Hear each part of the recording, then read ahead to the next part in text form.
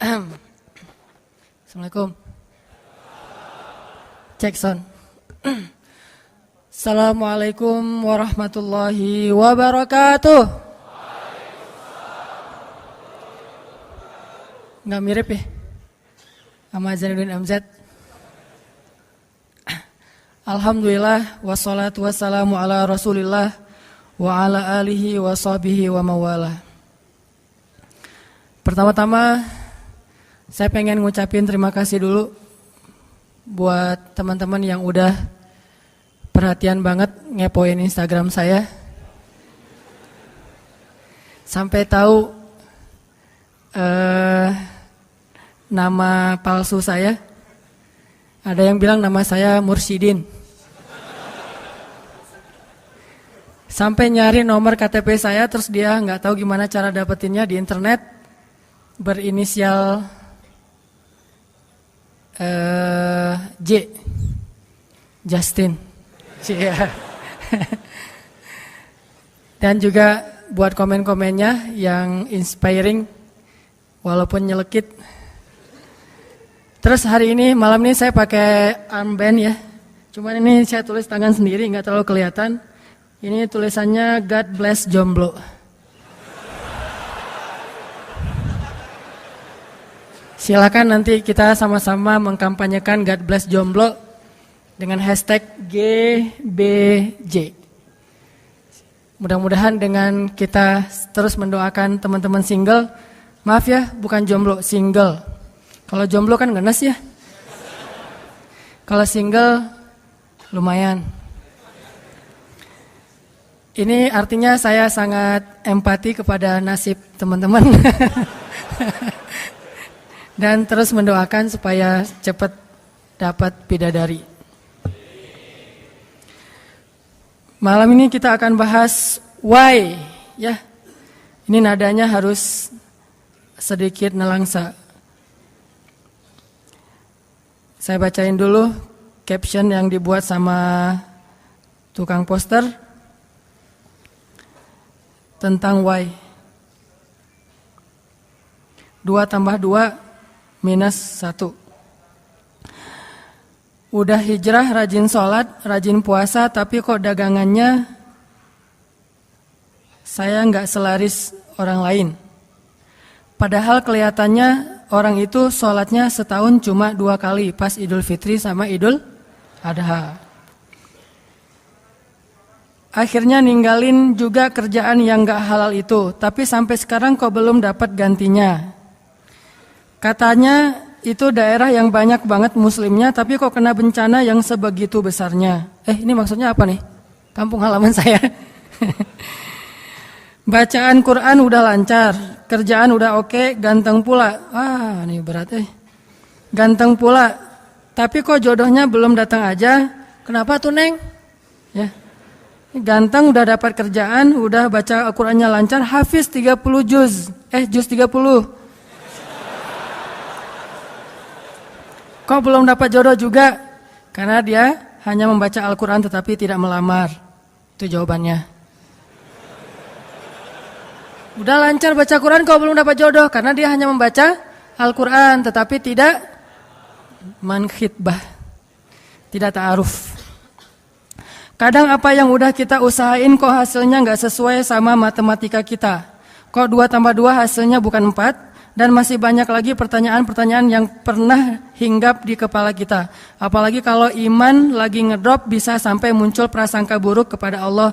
Nauzubillahi min dzalik. Oke. Why? Jawabannya sederhana.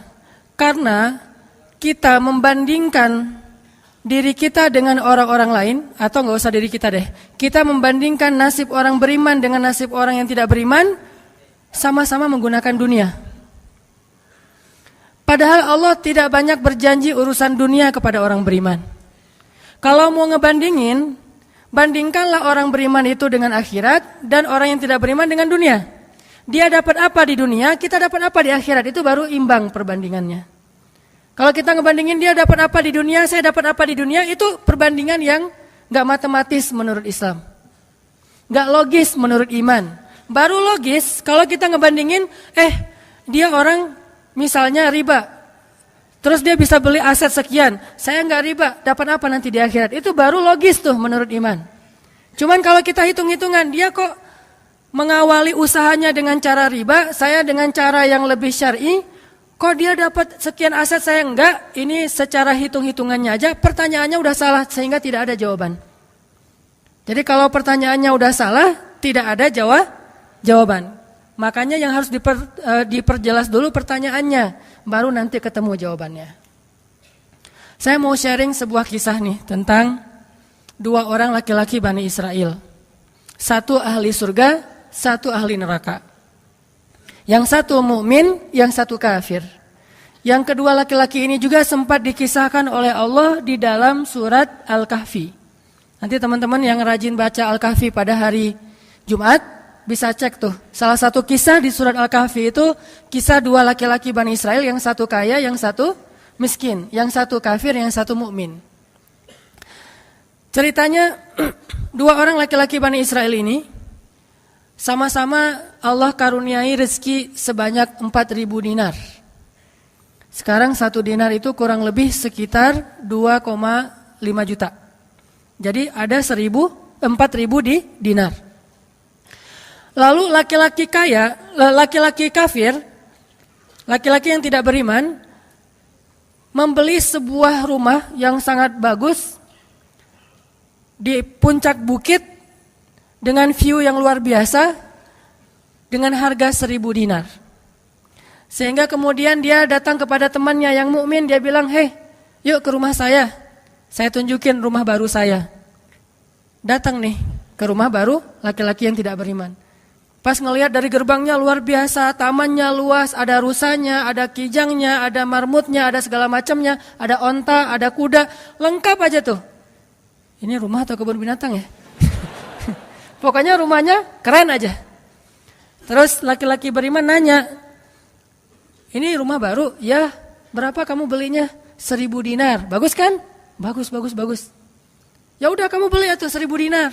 Ini rumah kayak gini banyak nih masih dijual. Akhirnya laki-laki mukmin ini pulang, malam harinya dia sholat, kemudian dia berdoa, ya Allah, sahabat saya sudah membeli sebuah rumah yang besar, rumah yang bagus dengan harga 1.000 dinar. Maka besok saya ingin membeli itu di surga dengan cara bersedekah 1.000 dinar. Maka berikanlah untuk saya rumah yang lebih bagus di surgamu ya Allah. Dia sedekah 1.000 dinar. Lalu besoknya ketemu sama temannya yang tidak beriman, nanya, udah beli rumah? Udah. Di mana? Enggak dekat dengan rumah saya, jauh kata dia. Di mana itu? Di surga. Hah? Caranya gimana? Sedekah. Wah, kamu mah orangnya fanatik lah, istilahnya sok soleh lah, apalah segala macam, Pak Haji. Diledekin aja tuh. Diledekin. Taulah yang udah hijrah kan gitu ya, suka ada istilah-istilah ngeledekin. Ya udah hijrah, anak masjid, apa istilah-istilahnya. Diledekin gara-gara dia bersedekah 1.000 dinar, sebagai ganti temannya yang membeli 1.000 dinar itu bisa beli rumah yang besar. Diledekin terus.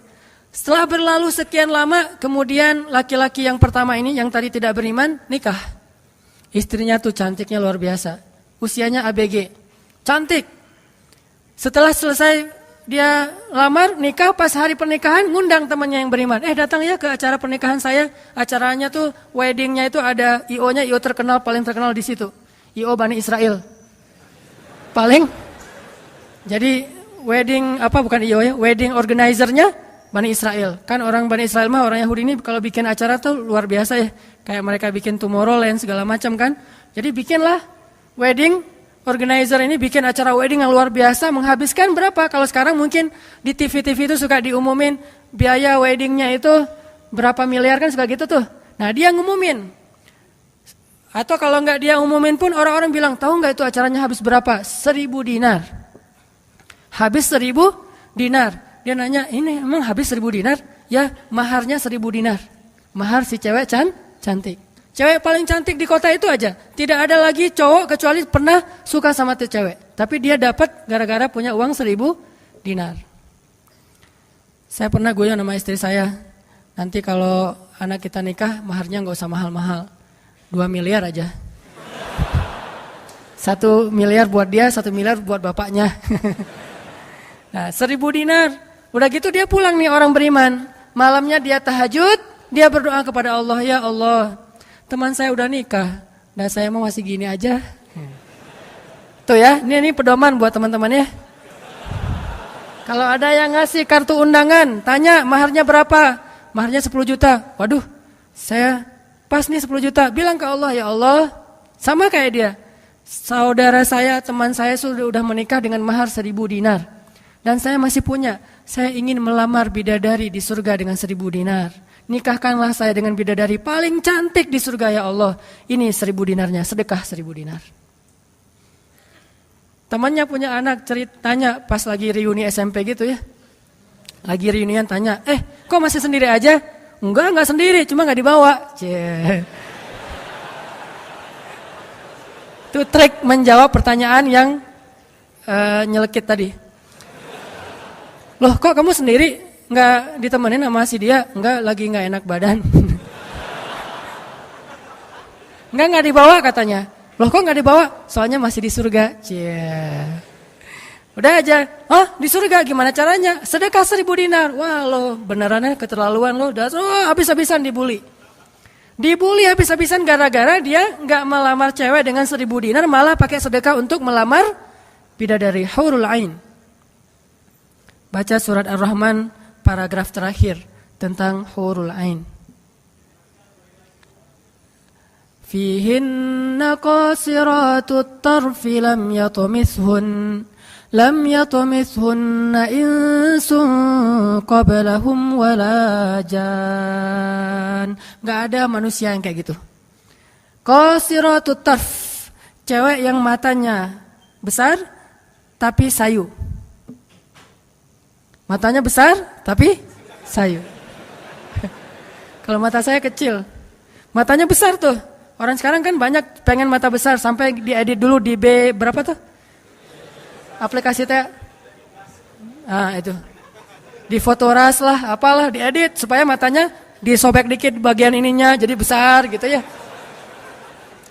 Dikasih eyeshadow, dikasih segala macam supaya matanya besar. Kenapa? Mata besar itu simbol dari kecantikan. Makanya bidadari itu bahasa Arabnya hurul ain, yang matanya besar. Lam yatumithunna insun qablahum walajan. Belum pernah disentuh. Disentuh doang loh ya, bukan yang lain. Cuma disentuh aja, belum pernah oleh manusia dan jin. Murni, asli, original. Belum pernah dilihat oleh siapapun, benar-benar tersimpan. Kannahunnal yaqut wal marjan. Seolah-olah mereka itu adalah yaqut wal marjan, mutiara yang wangi. Udah mutiara, wangi pula. Yaqut wal marjan. Bukan Yakult yang diminum sehari, itu ya. Yakult beneran. Ditambah lagi nanti di ayat yang lain, fihinna khairatun hisan. Perempuan yang khairat. Khairat itu artinya banyak anak. Subur. Dan di surga itu orang berkeluarga dan beranak pinak. Sehingga seseorang ketika pengen punya anak langsung punya anak, tidak perlu 9 bulan hamil. Dan gak perlu juga sesar. Udah aja lahir. Lahir dengan cara yang Allah ciptakan, sangat indah, tidak perlu ada wahnan ala wahnin, tidak ada kepayahan demi kepayahan, lahir anak. Dan anaknya bisa pesen, request. Ya Allah, saya pengen anak laki-laki, tapi modelnya gini. Nah, bisa. Kalau di dunia kan gak bisa request, terima aja apa adanya ya. Wah gini, ternyata gak mirip. Cuma di dunia, di akhirat mah bisa request, segalanya sesuatu juga bisa request. Udah aja kayak gitu, hurul ain. Sehingga dia tahu, gimana pun cewek ini cantik, tidak pernah bisa mengalahkan satu hurul ain. Seandainya jemari hurul ain, jari kelingking doang, dikeluarin dari surga ke dunia, maka cahaya matahari akan tertutup oleh cahaya jari kelingkingnya hurul ain. Kalau hurul ain sempat keluar dari surga, jatuh ke bumi, kau bidadari jatuh dari langit gitu kan ya. Nah, jatuh tuh ke bumi beneran, maka nafasnya, satu kali dia bernafas, semua manusia akan mati karena tergila-gila kepada dia. Harumnya nafas hurul ain. Gak usah dibayangin, ntar makin gak bisa tidur. sekedar ilustrasi doang nih. Akhirnya dia lamar tuh hurul ain dengan sedekah 1000 dinar. Udah aja sih kayak gitu. Dan dia merasa, alhamdulillah saya lebih beruntung dari dia. Saya lebih beruntung dari dia. Gitu matematika mukmin. Baru setelah beberapa tahun, teman yang pertama tadi yang tidak beriman beli kebun. Kebun yang sangat luas. Lalu ngajak lagi teman yang beriman, yuk ke kebun saya. Kamu udah punya kebun? Udah, datang aja. Kamu tahu nggak nih kebun yang saya beli berapa? 2000 dinar. Kebun korma yang sangat luas, yang di dalamnya ada mata airnya sendiri, yang tidak seolah-olah tidak ada batas ketika kita memandangnya. Terus sepanjang mata memandang. Kebun kurma yang rindang, 2000 dinar. Lalu laki-laki ini pulang lagi, ya Allah, izinkan saya membeli kebun-kebun surgamu dengan 2000 dinar. Karena saudara saya itu sudah membeli kebun di dunia. Sedekah lagi 2000 dinar. Terus kayak gitu sampai mereka tua. Yang satu meninggal dalam keadaan kaya raya tapi kafir. Yang satu lagi meninggal dalam keadaan miskin tapi beriman. Siapa lebih beruntung? Tergantung matematika yang dipakai. Kalau matematikanya materi duniawi, pasti orang yang pertama yang tidak beriman lebih beruntung. Bisa menikmati dunia habis-habisan sampai hari tuanya. Tapi kalau matematikanya matematika mukmin, Rabbani, maka pasti yang kedua lebih beruntung dari yang pertama. Nanti setelah mereka meninggal, ini ceritanya panjang sekali dan kemudian jadi salah satu tafsir dari Al-Quran surat As-Saffat yang nanti kita baca. Di akhirat, kalau teman-teman tahu kalau kita baca tafsir itu ternyata ya, di surga itu punya jendela. Kayak rumah punya jendela. Cuman saya nggak tahu seperti apa bentuk jendelanya karena surga itu kata Nabi, ma la ainun ra'at wa la udhunun sami'at. Yang nggak pernah dilihat oleh mata, yang nggak pernah didengar oleh telinga, yang nggak pernah dibayangkan oleh imajinasi manusia. Yang jelas ada jendela itu di surga. Nah, jendela ini apa? Jendela ini dipakai untuk mengintip ke neraka. Jadi nanti kalau ada kisah-kisah penduduk surga menyelamatkan orang-orang di neraka itu lewat jendela itu. Kalau ada cerita penduduk surga dan penduduk neraka berdialog, itu lewat jendela itu. Bukan keluar dulu sama-sama keluar terus ada ruangan khusus dialog gitu, enggak. Atau pakai misalnya Skype gitu ya. Nelpon neraka pakai Skype.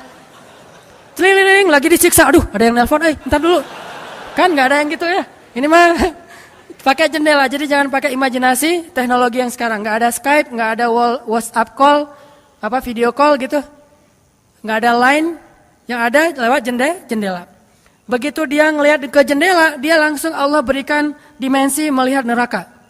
Langsung Allah kasih ruang untuk bisa melihat neraka. Di neraka itu dia akan bertanya kepada malaikat neraka, ngasih kayak kertas gitu. Tolong cariin yang namanya ini. Cariin. Oh ya, ini masa nggak kenal kayaknya di surga. Emang siapa? Hananataki. Penduduk malaikat neraka mah nggak kenal. Amin. Aminin atuh. Mudah-mudahan semua kita tidak dikenal di neraka. Dikenal di surga insyaallah. Kalau ini mah nggak boleh heureuy. Ini serius nih mah. Udah aja ngasih nama gitu ya ke malaikat penjaga neraka. Kenal nama ini enggak? Oh, ntar dulu nanya ke yang lain. Kenal nama ini enggak? Wah, ada tuh yang di pojok sana tuh lagi dihabis-habisin sama malaikat. Udah malaikat yang itu bawain sini gitu. Pas dibawain ternyata itu adalah laki-laki tadi yang di dunia saling bersaing dalam memperkaya diri. Satu memperkaya diri di dunia ya, satu lagi memperkaya diri di akhirat. Bro, gimana nasib lo sekarang? Waduh, saya sekarang disiksa segala macam, dia ngaku kesalahannya. Lah kamu gimana? Dulu kamu katanya beli rumah di surga, terus nikah di surga, terus beli kebun di surga, udah dapat. Wah, bukan dapat lagi. Ternyata 1000 dinar itu bukan satu istana loh, bro. 1 dinar itu sekian ribu istana. Sekarang saya 1000 dinar, bayangin aja. Hah, gitu. Makin sakit kan ya? Makin nelangsa, makin stres. Udah di neraka stres pula, stroke lagi, kena kejang-kejang gitu.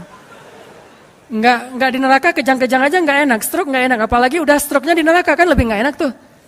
Orang kena penyakit jantung di dunia enggak enak, ini penyakit jantungnya di neraka lebih enggak enak lagi.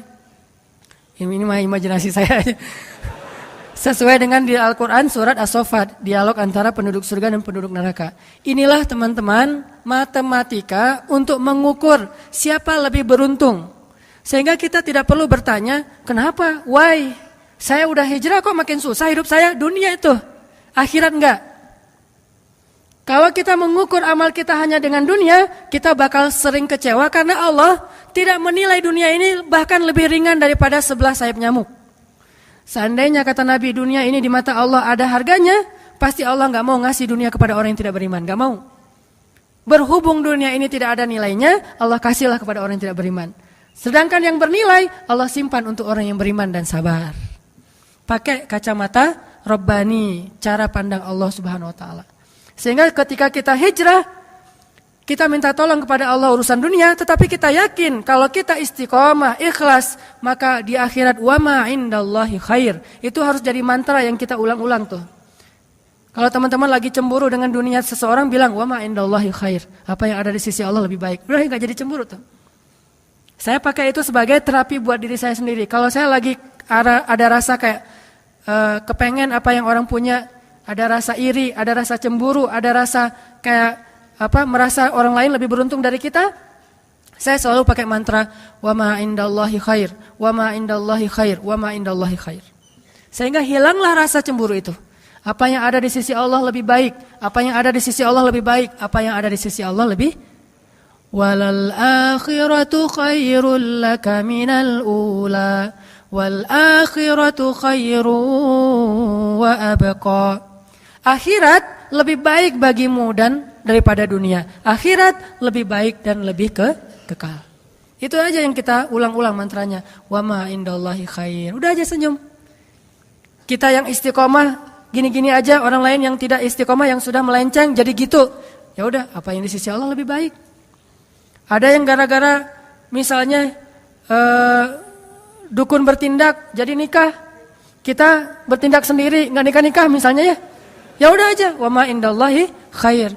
Dan apa yang ada di sisi Allah itu bukan hanya akhirat tetapi juga dunia. Cuman Allah tidak memberikannya dalam waktu yang segera kepada mukmin karena Allah ingin melihat dulu ketabahan, kesabaran dan keistiqomahan kita.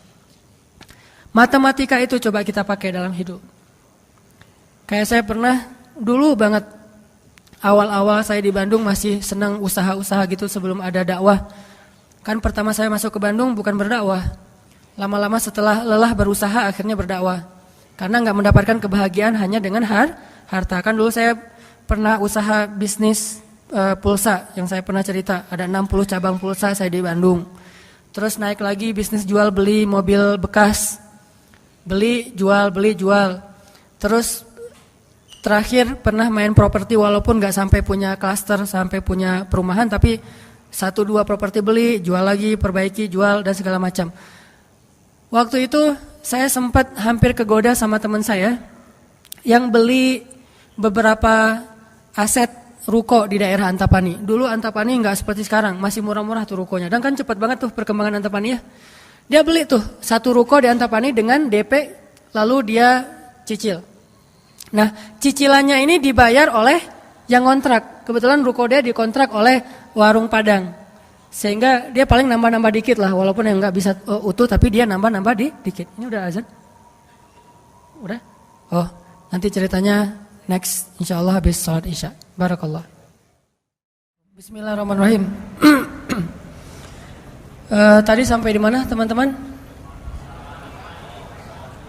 Oh iya, Antapani ya, sampai Antapani.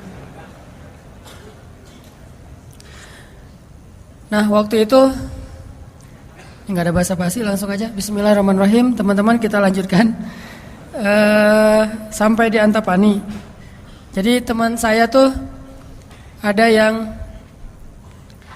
investasi dengan beli salah satu ruko di Antapani dengan cara nyicil DP, terus yang bayar cicilannya itu adalah yang kontrak. Kalau nggak utuh pun dia tambahin sedikit lah, paling nambahin 500.000 sebulan. Setelah kurang lebih 3 tahun, akhirnya itu udah lunas, dia bisa nge-DP-in lagi yang baru. Setelah sekitar 5 tahun berjalan, saya ketemu lagi sama dia. Dia bilang, ini semuanya udah ruko saya nih. Udah ada sekitar 6 ruko yang dia punya. Dan setengahnya dipakai sama Alfamart. Sisanya dipakai ada warung Padang, ada apa di situ. Sehingga dengan cara dia bisa cepat berkembang. Saya di awal menganggap diri saya itu agak-agak idealis. Anggapan pertama, waduh saya ini kayaknya terlalu idealis kali ya gitu. Mulai galau kan, mulai tidak istiqomah. Jangan-jangan saya terlalu kaku nih dalam agama. Lagi nyari-nyari dalil mana nih yang membolehkan gitu kan ya. Biasalah apalagi ustadz kan bisa ngotak-ngatik gitu kan. Sampai bisa menemukan dalil boleh. Tapi gak nemu. Akhirnya yang bisa menguatkan hati apa? Wa ma indallahi khair. Apa yang ada di sisi Allah lebih baik. Kalau mau kayak gitu mungkin sekarang saya udah punya juga beberapa ruko. Tapi karena nggak bisa dengan cara seperti itu, akhirnya ya punya itu aja dan tidak berkembang secara duniawi. Tetapi saya yakin mudah-mudahan dengan itu kita berinvestasi di akhirat. Makanya ini matematika harus jadi pola pikir kita, harus jadi mindset, persepsi kita dalam hitung-hitungan amal. Sehingga ketika kita belajar Islam, mulai bertaubat, mulai berhijrah, lalu Allah Subhanahu wa taala seolah-olah lebih memanjakan orang lain yang belum berhijrah, yang belum bertaubat daripada kita dengan dunia. Katakan wa ma indallahi khair. Apa yang ada di sisi Allah lebih baik. Katakan bahwa wal akhiratu khairun wa abqa. Akhirat lebih baik dan lebih kekal. Katakan walal akhiratu khairul laka minal ula. Dan akhirat itu lebih baik bagimu daripada dunia. Ini yang memotivasi kita untuk bisa istiqomah. Sehingga kita tidak ngerasa dicurangin sama Allah Subhanahu wa taala. Karena Allah melihat balasan akhirat itu lebih baik daripada ngebalas di dunia. Sehingga Allah kalau sayang kepada seorang hamba, Allah menyediakan akhirat lebih besar daripada dunia untuk dia. Seandainya dunia itu adalah bentuk kasih sayang Allah, maka Allah sudah memberikan kekayaan dunia kepada semua nabi yang Allah cintai. Tapi nabi yang kaya itu sedikit. Rata-rata nabi itu susah hidupnya, apalagi setelah menjadi nabi. Nabi Muhammad sebelum jadi nabi hidupnya luar biasa kan? 40 tahun pertama, terutama 15 tahun pertama setelah menikah dengan Khadijah, gimana kehidupan Nabi Muhammad? Segalanya ada. Khadijah itu orang yang paling kaya, perempuan paling kaya di Mekah, menikah dengan Nabi Muhammad yang pintar dalam berdagang. Gak pernah Nabi rugi dalam berdagang. Jujur tapi untung. Sehingga selama 15 tahun Nabi mau traveling kemana aja bisa. Traveling ke Syam bisa. Traveling ke Yaman bisa. Syam dan Yaman itu jarak yang cukup jauh. Mau ngapain aja bisa. Punya ternak yang sangat banyak, punya kebun kurma yang luas sekali dan segala macam. Rumahnya rumah terbaik di kota Mekah. Hidup selama 15 tahun dalam kenikmatan. Begitu jadi nabi, langsung kayak terjun payung. Cepat sekali. Sampai akhirnya Khadijah wafat ketika Nabi masih di Mekah dalam keadaan hampir tidak punya warisan apa-apa. Jadi kurang dari 13 tahun jatuh miskin, fakir. Sampai ketika hijrah ke Madinah, Aisyah curhat. Apa kata Aisyah? Di rumah Rasulullah itu lebih dari 1 bulan tidak ada asap di dapur. Dalam keadaan tidak pernah masak selama berbulan-bulan. Soalnya kalau kita mah beli warung Padang jadi gak perlu masak ya.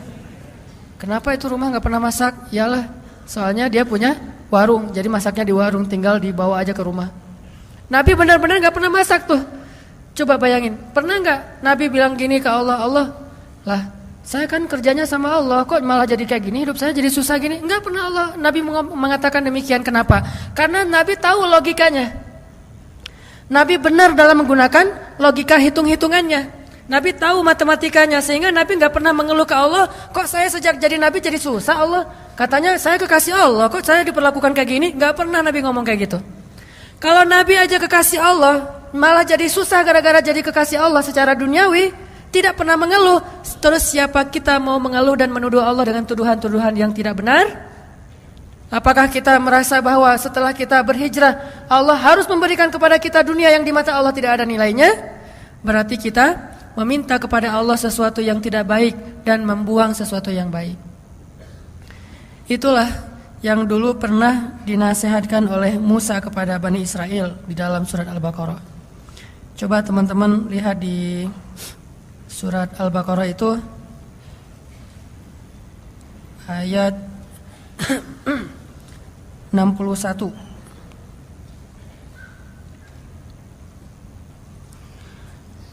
A'udzu billahi minasy syaithanir rajim. وَإِذْ قُلْتُمْ يَا مُوسَى لَن نَّصْبِرَ عَلَى طَعَامٍ وَاحِدٍ فَادْعُ لَنَا رَبَّكَ يُخْرِجْ لَنَا مِمَّا تُنبِتُ الْأَرْضُ مِنْ بَقْلِهَا وَقِثَّائِهَا وَفُومِهَا وَعَدَسِهَا وَبَصَلِهَا. Apa yang terjadi? Ketika orang-orang Bani Israel hijrah ke Palestina, lalu mereka mengeluh di Palestina karena setelah mereka hijrah, hidup mereka tidak menjadi lebih baik secara duniawi. Perasaan kata Bani Israel, sama aja deh. Sejak kita hijrah, sejak kita masuk agama Yahudi, sejak engkau datang Musa, sawa'un alaina, nasib kami sama aja nih. Sebelum kamu datang dan setelah kamu datang, nasib kami tetap aja susah, wahai Musa. Ini logika Bani Israel. Makanya banyak Bani Israel itu yang kufur kepada Allah karena pakai logika ini. Logika 2 tambah 2 4. Itu logika Bani Israel. Kalau dalam urusan agama, beda kalau dalam urusan matematika. Jangan bilang, "Dek, 2 tambah 2 berapa?" 4. Bani Israel. Jangan. Itu mah matematika. Kalau dalam urusan agama itu logika Bani Israel. Mereka selalu menghitung-hitung itu dengan logika matematika duniawi. 2 tambah 2 4. Sehingga mereka selalu mengeluh, "Ya Musa, sama saja nasib kami engkau datang dan engkau tidak datang dulu. Sama-sama susah. Terus apa baiknya dengan kedatanganmu, wahai Musa?" Mereka menghitung kebaikan itu hanya dari sisi materi saja. Padahal kedatangan Musa telah mengeluarkan mereka dari perbudakan kalau mau dihitung lebih jujur di urusan dunia. Kedua, dengan kedatangan Musa, mereka akhirnya diselamatkan dari kejahatan dan kekejaman Firaun yang membunuh anak laki-laki mereka dan memperbudak anak perempuan. Apakah mereka lupa? Afala ta'qilun ya Bani Israel? Tidakkah kalian berpikir, wahai Bani Israel? Ditambah lagi dengan janji Allah untuk Bani Israel. Allah bukakan langit dan bumi untuk Bani Israel. Bayangin, Bani Israel lagi hijrah nih. Dari Mesir ke Palestina, di tengah jalan haus. Musa haus ngadu. Hashtag semuanya viral, haus Bani Israel. Hashtagnya haus. Akhirnya Nabi Musa berdoa kepada Allah, "Ya Allah, beri mereka air." Keluarlah mata air satu untuk Bani Israel yang ada 12 suku. Berapa? 12 gitu? Lupa Ya gitu deh. Oh ini nih. Ya 12 Ithnata asyara aina, 12 suku. Pakai satu mata air. Udah gitu karena Bani Israel ini orangnya gak bisa teratur hidupnya, suka gak bisa ngantri, gak bisa teratur, gak sabaran. Pokoknya tamak aja. Begitu keluar satu mata air, mereka ada 12 suku berantem. Ini gua duluan nih. Siapa lo? Rame aja antara Bani Israel. Cuma bahasanya saya gak ngerti, Ibrani. Bukan siapa lo. Udah aja gitu, rame sesama Bani Israel. Akhirnya mereka ngeluh lagi, "Musa, masa sih satu mata air? Ini rebutan nih, daripada kita nanti rame, daripada putus silaturahim, doain dong, minta 12 mata air." Nabi Musa berdoa lagi. Akhirnya keluar 12 mata air. Dimanja banget sama Allah. Udah keluar 12 mata air, mereka minum. Jalan lagi, "Musa, dari kemarin kita makannya perasaan roti wae. Gak ada daging gitu, Musa?" Nanya daging. Ini kayaknya nih buffetnya gak internasional nih, Asian food gitu, nasi gitu ya. Saya pengen sekali-kali dong Musa cari yang buffet yang international food gitu. Akhirnya Allah kasih man nawassal, kasih burung datang sendiri untuk disembelih. Datang tuh burung terbang depan Bani Israel, nunduk langsung gini. Enggak. Coba, burung Bani Israel. Coba ada nggak burung kayak gitu sekarang? Bebek gitu ya. Pak, hari ini kita masak bebek. Oh boleh. Bebek, datang sih bebek teh. Yaitu ayam datang. Nggak ada kan sekarang kan ya? Allah tundukkan burung yang liar kepada Bani Israel. Datang untuk disembelih langsung dibakar, terus makan. Kemudian keluar lagi makanan-makanan luar biasa. Datang dari langit seperti datang kepada Maryam alaihassalam. Masih ngeluh juga. Terus jalan lagi. Musa, haredang cenah. Panas. Datang awan menaungi Bani Israel. Mana ada manusia, bangsa di muka bumi ini selain para nabi yang dinaungi awan sepanjang perjalanan coba.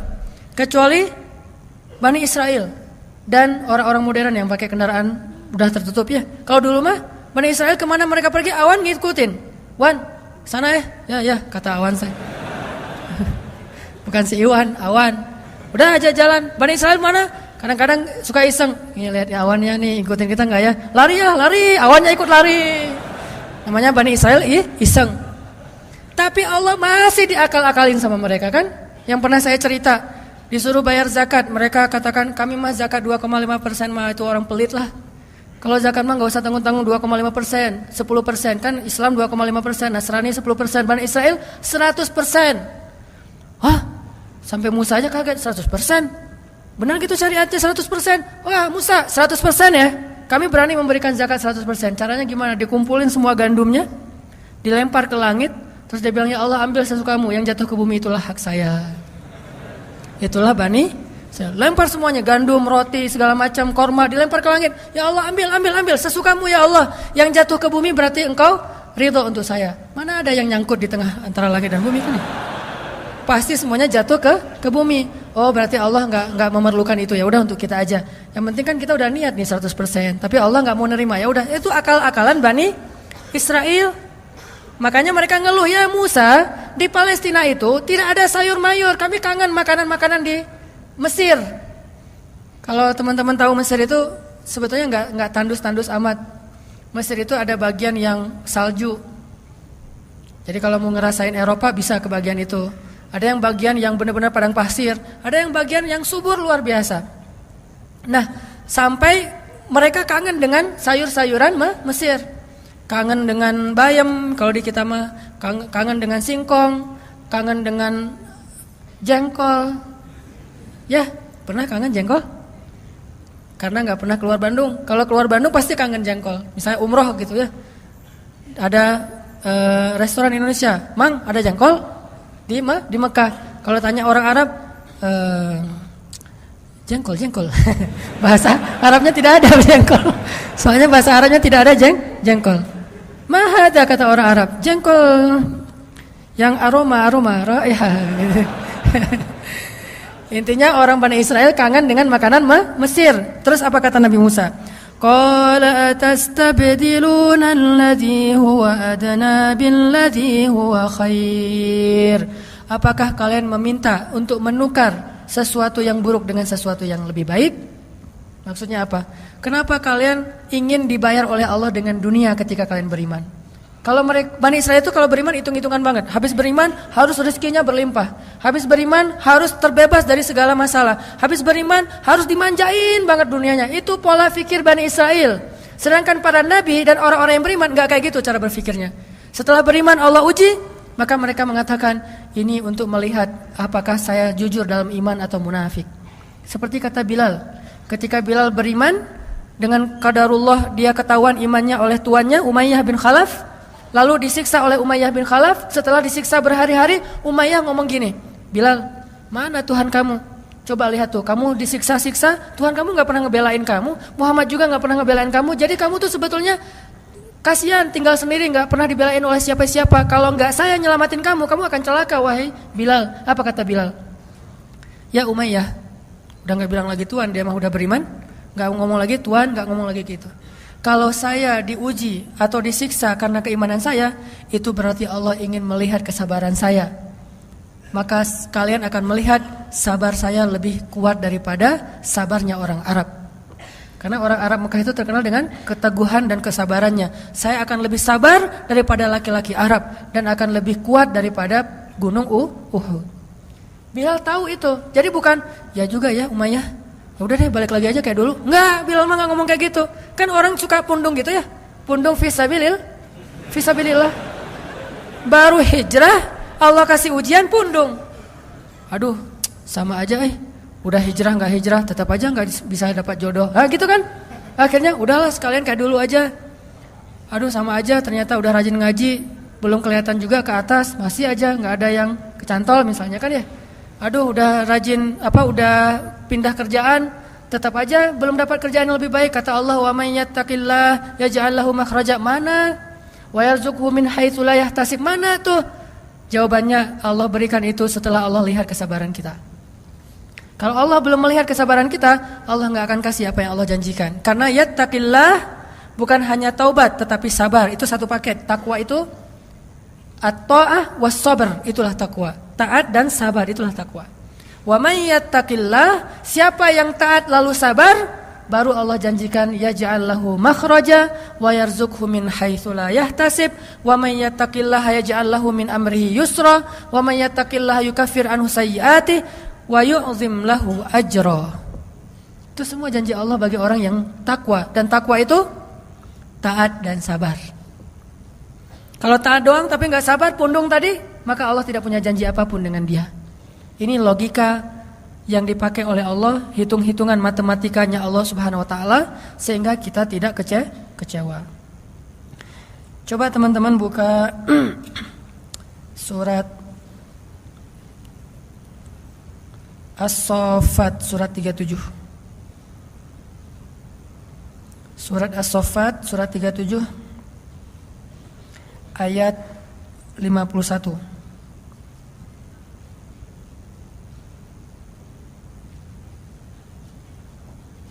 Atau 50 deh.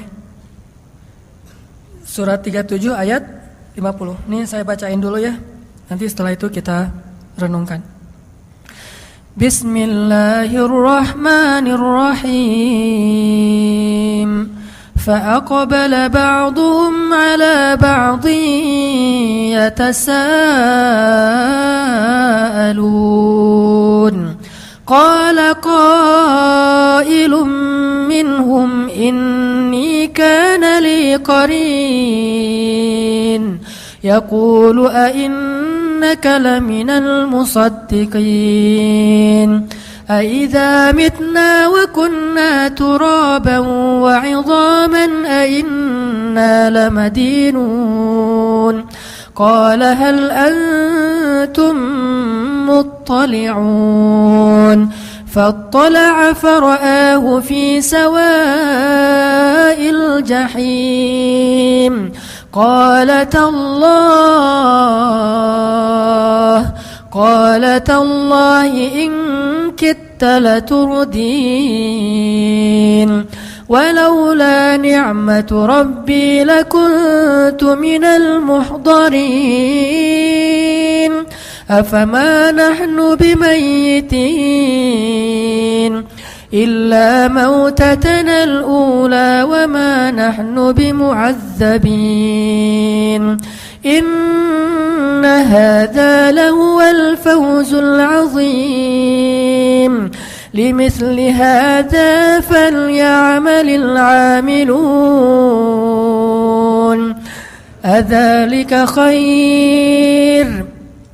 أذلك خير نزلا أم شجرة الزقوم. Ini adegan yang tadi saya kisahkan di surga dan neraka. Fa'aqbala ba'duhum 'ala ba'dhi yatasaalun. Orang-orang di surga nanti saling kenal lagi tuh.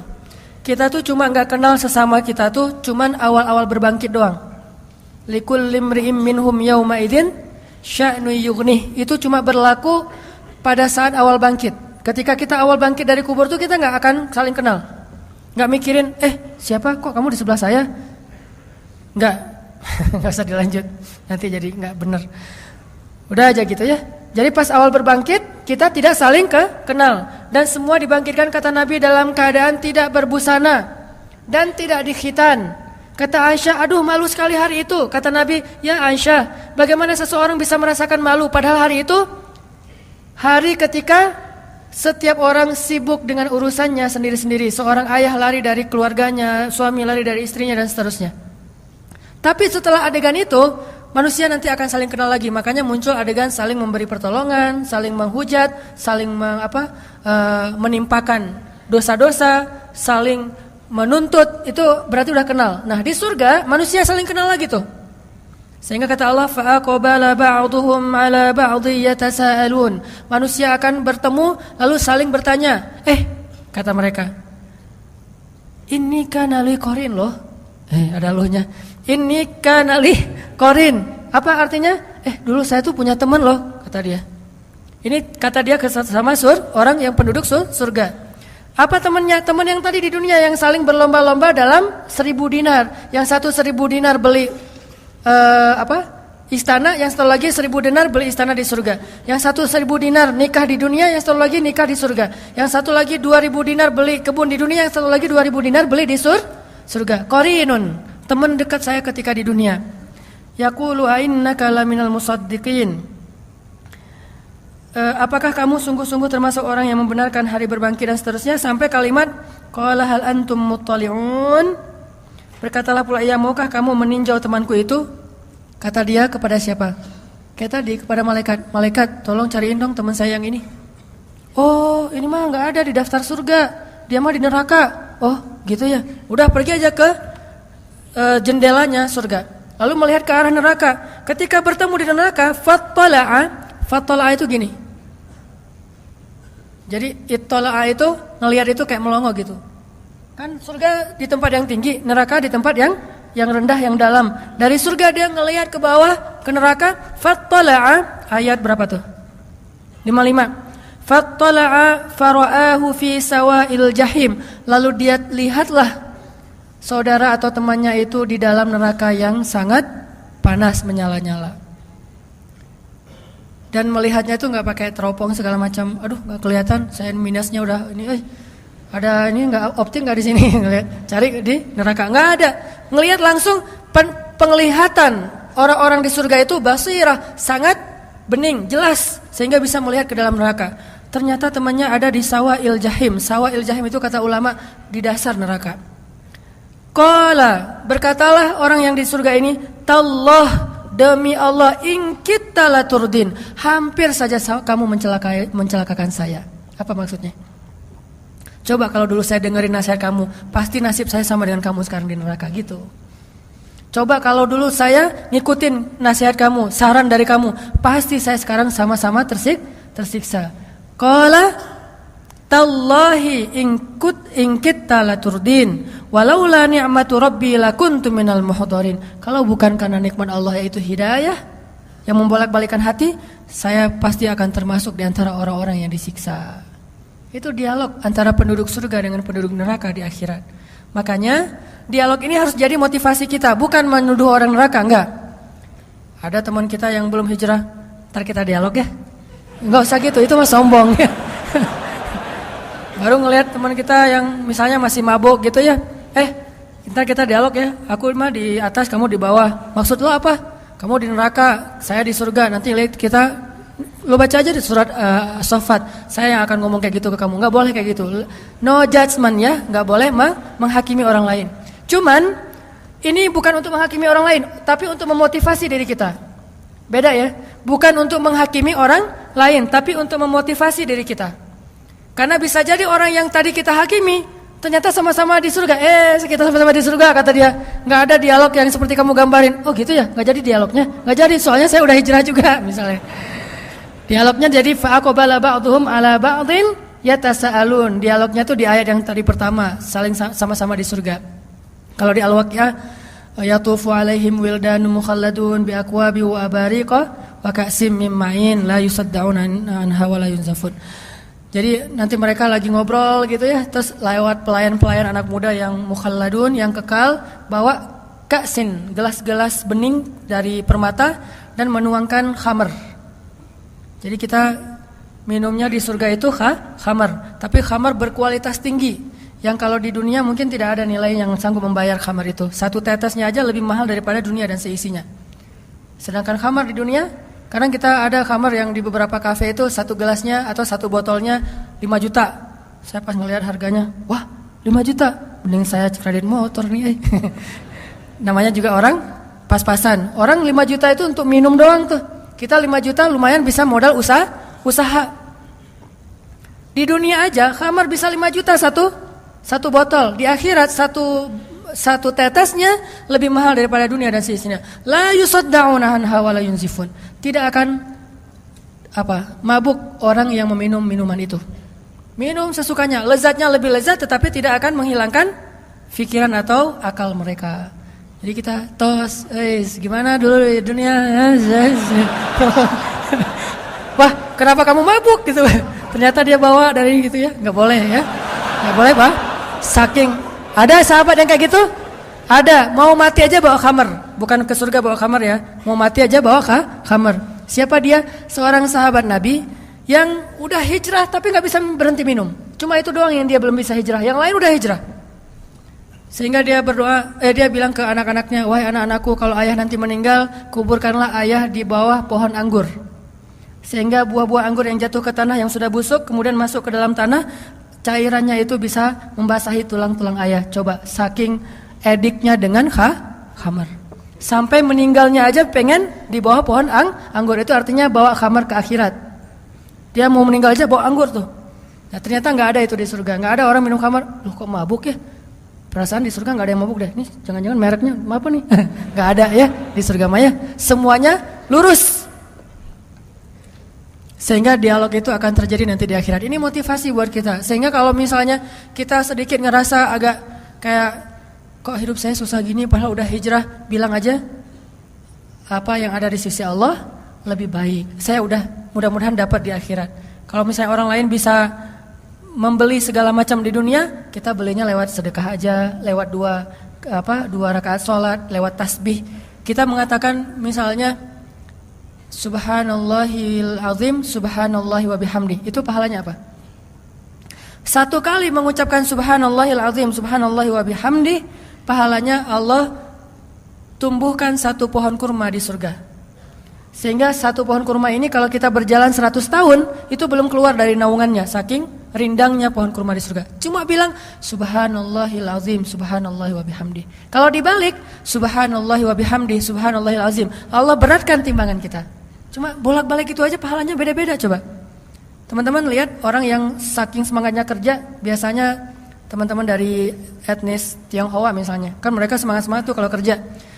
Dia jualan, dia punya kafe misalnya, atau punya sebuah stand di mall.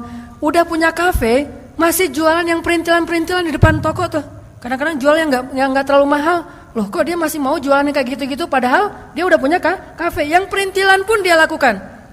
Lumayanlah buat isi pulsa, lumayanlah buat bensin, lumayanlah buat bayar pembantu. Dia masih mikirin yang kecil-kecil, padahal dia udah punya toko yang besar.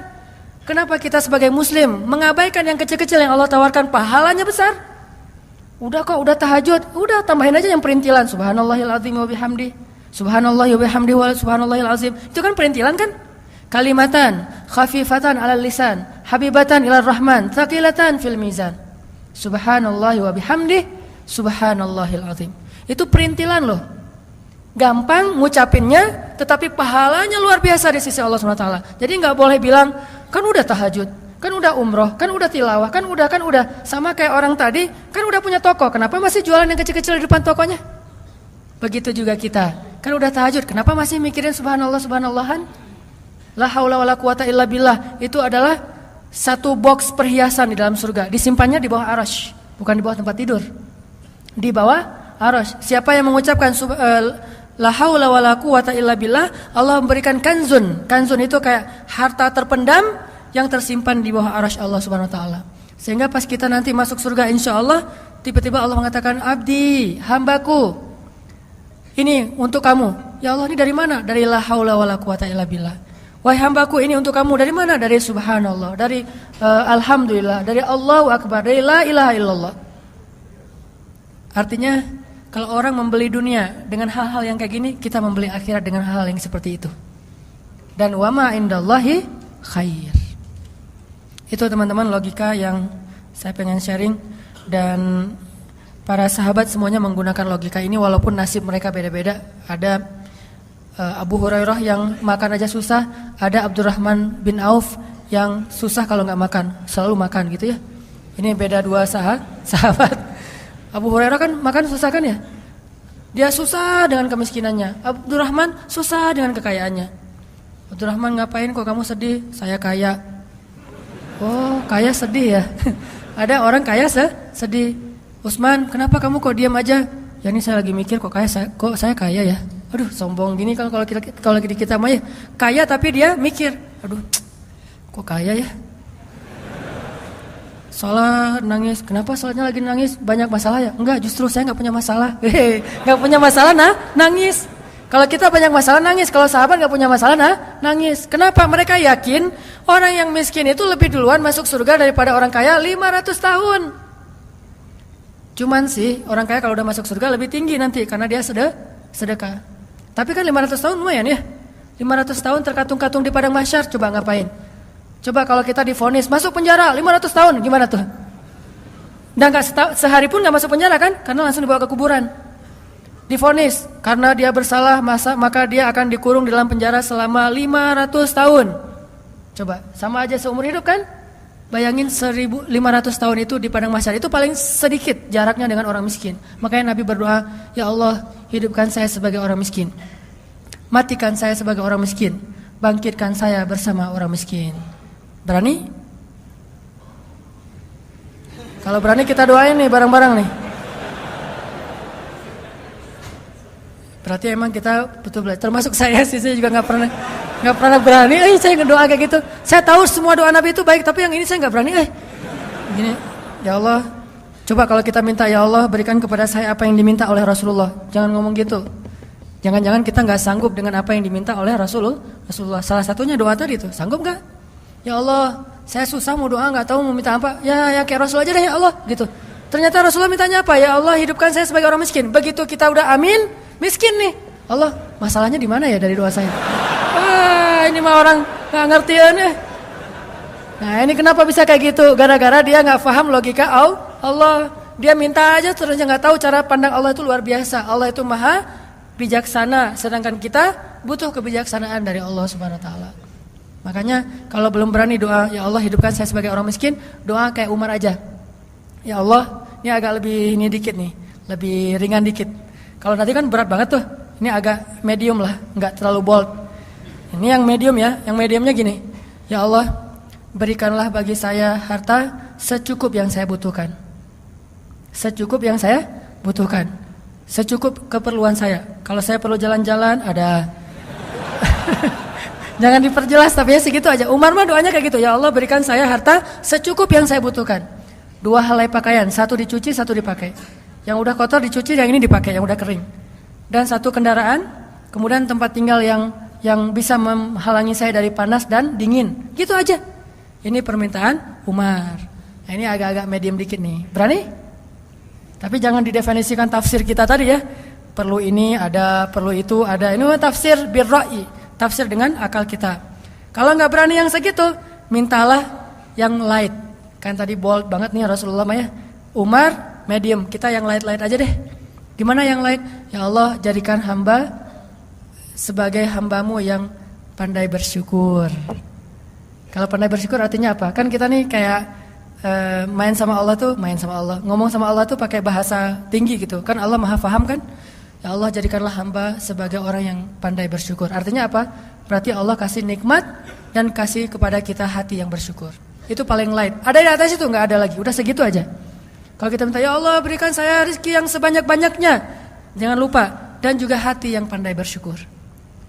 Inni as'aluka ilman nafi'a wa qalban syakira wa rizqan wasi'an. Jangan rizqan wasi'an, tapi qalban kufur. Nah, ini nauzubillah min dzalik. Seperti sa'labah. Oke, itu aja yang bisa saya sampaikan pada malam ini. Mudah-mudahan bermanfaat. Kesimpulannya apa teman-teman? Kesimpulannya, wa ma indallahi khair. Jadi jawabannya dari 2 tambah 2 adalah wa ma indallahi khair. Logika hitung-hitungan orang beriman dengan orang kafir itu berbeda. Orang kafir segalanya dihitung dengan duniawi, orang beriman segalanya dihitung dengan ukhrawi, yaitu surga Allah SWT. Sehingga kita tidak putus asa dan juga tidak bersedih hati. Likaila tahzanu ala ma fatakum wala tafrahu bima atakum. Supaya kalian tidak berputus asa terhadap apa yang luput dari kalian dan juga tidak lupa diri terhadap apa yang Allah berikan kepada kalian. Terakhir, marilah kita berdoa. Dan saya selalu mengingatkan teman-teman jangan lupa doain saudara kita di Gaza atau Palestina, di Aleppo, di Suriah, di Homs, dan juga di Irak, di Rohingya. Karena kita mungkin belum mampu membantu mereka dengan yang lebih besar daripada doa, maka jangan pelit dalam berdoa. Udahlah, kita nggak bisa jadi relawan ke sana, tidak juga mampu membela mereka dengan berjihad, tidak juga mampu setiap hari berinfak untuk mereka, minimal setiap hari berdoa untuk mereka. Karena media kita hampir tidak meliput sama sekali nasib mereka, sehingga seolah-olah mereka itu nggak ada masalah apa-apa. Padahal kemarin di Hong Kong ada mobil bus kecelakaan masuk jurang aja, cuma 8 orang luka-luka, nggak meninggal, 8 orang luka-luka gara-gara bus masuk ke bukan jurang sih, selokan gitu, ada yang luka-luka 8 orang, semua media meliput. Giliran kaum muslimin ratusan ribu orang dibombardir di negara-negara itu, tidak ada yang meliput. Mudah-mudahan Allah Subhanahu wa taala memberikan mereka pertolongan, karena nasib mereka luar biasa, sangat memilukan. Kalau enggak kita sebagai saudaranya yang mendoakan, lalu siapa? Kemudian mudah-mudahan juga media-media yang dipegang oleh kaum muslimin bisa concern menyuarakan hak-hak orang yang tertindas. Ini bukan hanya masalah agama, tapi masalah kemanusiaan yang lebih universal. Jadi kalau ada orang yang ngomong alasan 1000 alasan, saya kira dia berarti tidak punya lagi nilai kemanusiaan atau semangat kemanusiaan dalam hatinya. Kemudian kita doakan juga supaya Indonesia ini bisa ikut membantu negeri-negeri yang tertindas itu secara politik dan juga atas nama negara, bukan hanya atas nama bangsa. Berita terakhir, Raja Qatar sudah menyediakan sebuah kota di Palestina. Dia bikin kota, bukan bikin apartemen, bikin kota yang ada sekitar ratusan apartemen. Raja Qatar nih bikin kota di Palestina khusus untuk korban perang. Jadi korban perang itu bisa ngungsi ke kota itu, jadi kayak kota baru gitu, dan lebih luas daripada kota baru Parahyangan, sekitar 3 kali lipat daripada kota baru Parahyangan. Bayangin, kota baru Parahyangan dibikin oleh seorang raja dan hanya dikhususkan gratis buat korban perang.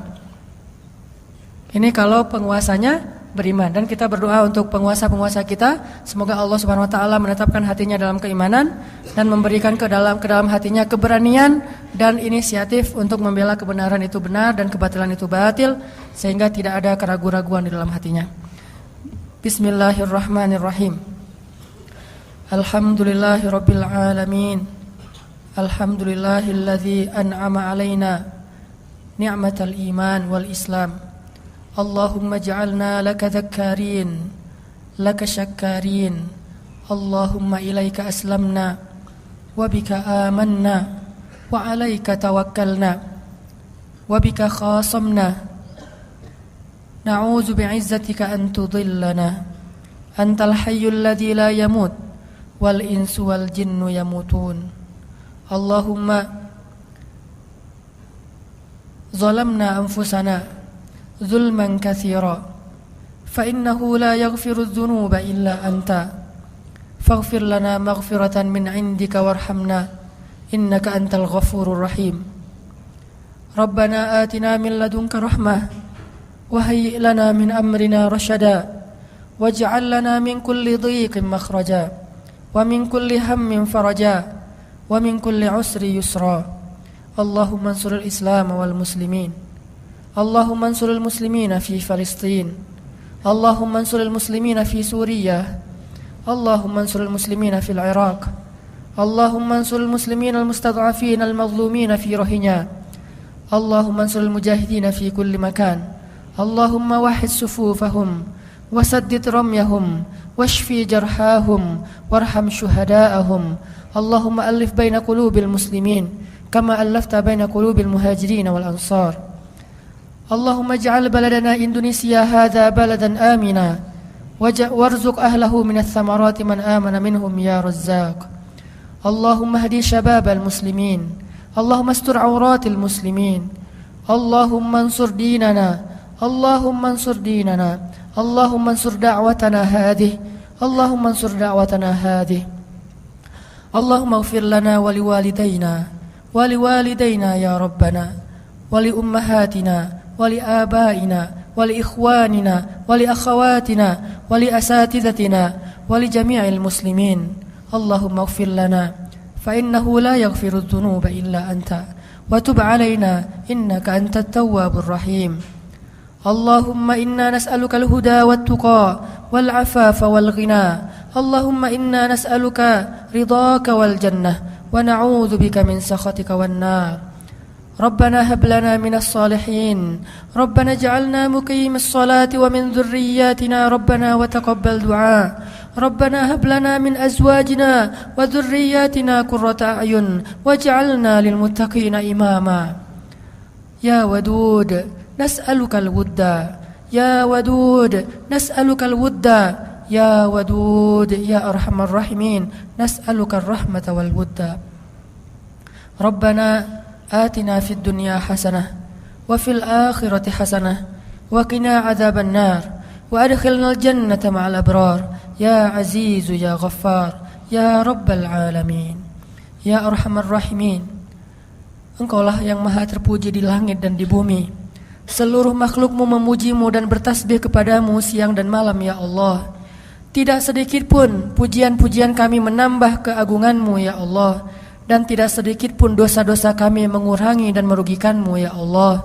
Engkau maha terpuji. Engkau tidak butuh kepada hamba-hambamu, kamilah yang butuh kepada Engkau ya Allah.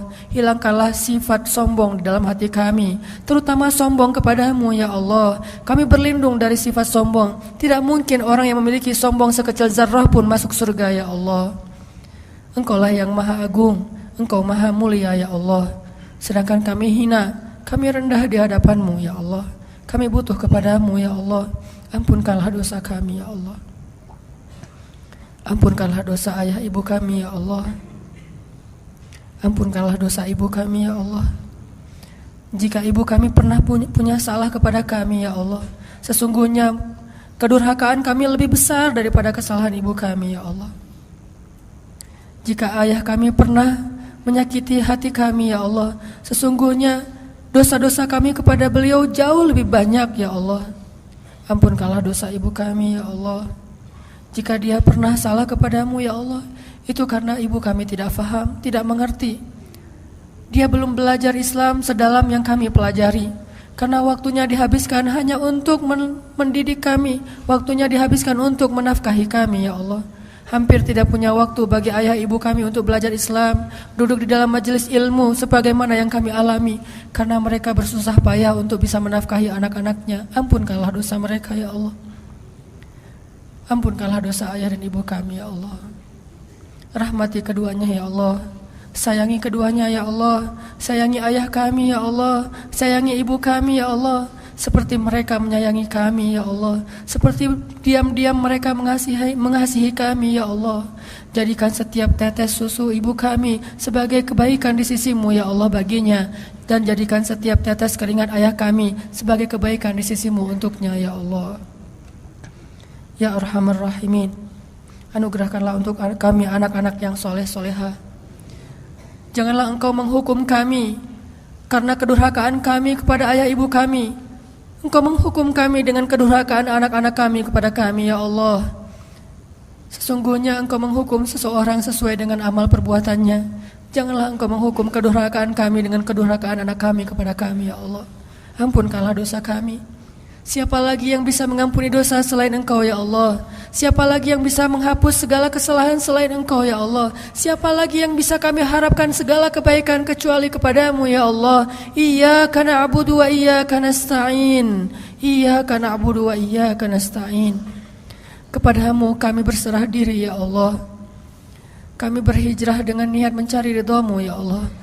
Ingin memperbaiki diri kami ya Allah. Ingin meninggalkan keburukan-keburukan di masa lalu kami ya Allah. Terimalah kedatangan kami ya Allah di sisi-Mu, sebagaimana Engkau menerima kedatangan kaum muhajirin kepada orang-orang Ansar di Madinah ya Allah. Sesungguhnya pertolongan-Mu dan penerimaan-Mu lebih baik daripada penerimaan kaum Ansar. Terimalah kami ya Allah. Bimbinglah kami di sisi-Mu ya Allah. Janganlah Engkau lepaskan kasih sayang-Mu dari kami. Janganlah Engkau melepaskan rangkulan-Mu dari kami. Rangkul kami ya Allah dalam kasih sayang-Mu. Janganlah Engkau biarkan kami tersesat setelah mendapatkan petunjuk. Beri kami kekuatan untuk melawan hawa nafsu kami sendiri ya Allah. Beri kami kekuatan untuk melawan keburukan-keburukan yang ada pada dalam diri kami sendiri ya Allah. Beri kami kekuatan untuk menundukkan keinginan-keinginan yang tidak Engkau ridhoi dalam diri kami ya Allah. Beri kami kekuatan dan keistiqomahan untuk terus berada di jalan-Mu ya Allah. Ya Rabbana, tolonglah saudara-saudara kami di seluruh dunia ya Allah. Tolonglah saudara-saudara kami yang tertindas di Palestina ya Allah. Tolonglah saudara-saudara kami yang tertindas di Suriah ya Allah, di Aleppo ya Allah, yang setiap hari jatuh korban dari orang-orang yang tidak berdosa, anak-anak kecil yang bahkan baru saja lahir ya Allah, baru saja menghirup udara di dunia sudah kembali kepadamu dalam keadaan terzalimi ya Allah. Tolonglah saudara-saudara kami di Suriah, tolonglah saudara-saudara kami di Irak, tolonglah saudara-saudara kami yang terusir di Rohingya ya Allah. Siapa lagi yang bisa menolong mereka selain Engkau ya Allah? Engkau Maha Kuasa atas segala sesuatu. Wa makaru wa makarallahu wallahu khairul makirin. Orang-orang kafir itu punya rencana jahat, sedangkan Engkau Maha mengetahui rencana mereka. Gagalkanlah segala rencana jahat mereka ya Allah. Bantulah saudara-saudara kami yang berjihad di seluruh dunia ya Allah, yang membela agamamu ya Allah, yang difitnah seolah-olah mereka para penjahat, padahal mereka lah yang membela orang-orang yang tertindas, mereka lah yang membela anak-anak yatim, mereka lah yang melindungi para janda-janda yang terusir dari rumahnya sendiri ya Allah. Bantulah mereka, satukanlah barisan mereka, janganlah Engkau biarkan mereka berpecah belah, karena hanya mereka harapan kami setelah Engkau ya Allah. Ya Rabbana, beri petunjukmu kepada pemimpin-pemimpin kami ya Allah. Sayangilah pemimpin-pemimpin kami ya Allah. Jadikanlah pemimpin-pemimpin kami pemimpin yang adil ya Allah. Hilangkanlah rasa dengki dari hatinya ya Allah. Lenyapkanlah kesombongan dari hatinya ya Allah. Sesungguhnya Engkau Maha menerima doa hamba-hambamu. Kami tidak ingin pemimpin-pemimpin kami celaka karena kemurkaan-Mu ya Allah. Karena jika Engkau murka tidak ada yang bisa menghalangi ya Allah. Sebelum Engkau marah kepada setiap orang-orang yang durhaka, beri mereka petunjuk ya Allah. Beri petunjuk kepada seluruh pemimpin-pemimpin kami, dan bimbinglah ulama-ulama kami, dan kuatkanlah kami agar setia di dalam barisan para ulama kami ya Allah. Ya Rabbana, jadikanlah negeri kami yang tercinta ini Indonesia negeri yang aman, dan berilah rezeki kepada orang-orang yang beriman di dalamnya ya Allah. Dan berikanlah kepada kami orang-orang solih yang akan memimpin kami dengan keadilan dan ketakwaan. Anugerahkan untuk kami keturunan-keturunan Umar bin Khattab yang adil. Anugerahkanlah untuk kami keturunan-keturunan Umar bin Abdul Aziz. Anugerahkanlah untuk kami pemimpin seperti Nur bin Zinki. Anugerahkanlah untuk kami pemuda-pemuda seperti Ashabul Kahfi. Anugerahkanlah untuk kami pemuda-pemuda seperti Muhammad Al-Fatih. Anugerahkanlah untuk kami pemuda-pemuda yang pemberani, yang cerdas, yang kreatif, yang solih, yang di tangan mereka Engkau akan memenangkan agamamu ya Allah. Berilah petunjuk kepada para pemuda Islam di Bandung, pemuda Islam di seluruh Indonesia ya Allah. Berkahilah pertemuan kami ini ya Allah. Maafkanlah jika kami punya banyak dosa di dalam pertemuan ini ya Allah. Mungkin kami terlalu berlebihan, mungkin kami salah ucap, ampunkanlah dosa kami ya Allah. Rabbana, beri kami kebaikan di dunia dan kebaikan di akhirat, dan lindungilah kami dari api neraka. Barakallahu li wa lakum. Subhanakallahumma wa bihamdika asyhadu an la ilaha illa anta astaghfiruka wa atubu ilaik. Assalamualaikum warahmatullahi wabarakatuh.